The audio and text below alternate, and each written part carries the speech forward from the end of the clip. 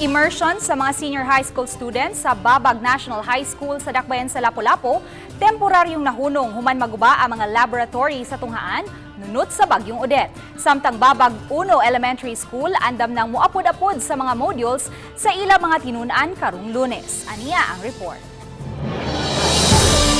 Usa ang Babag National High School sa mga gitugutan untang magkapahigayon og limited face-to-face classes sa ilang mga tinunan sa senior high school dihang na-classify ang Lapu-Lapu City sa Alert Level 2. Kini ilabi na sa mga subjects nga manginahanglan og immersion.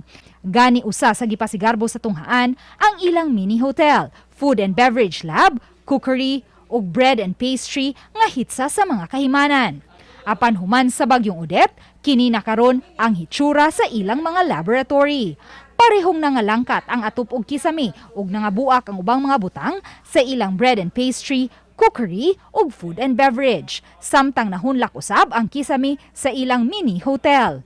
Haros gyud tanan atop kisame, lightings ta mo affected gyud siya. Even mga linya sa mga gamit sa laboratories ang affected gyud. So, ubay og dako-dako gining subirahon sa eskwelahan. Matod sa Disaster Risk Reduction and Management Coordinator sa tunghaan, may schedule na unta sa immersion ang pipila ka mga tinunan sa senior high school ning unang semana sa Enero. Apan tungod sa bagyo, kasamtangan una kining nahunong. Maghuwat mi sa mando sa division kung unsa ang ilang ikastorya, bahin na kumugo signal sila sa nga pwede ra pa ng mga bata. As soon as okay na po ang kaniki hazard mo kundi siya sa mga kabatan-unan nga marig eskwelahan.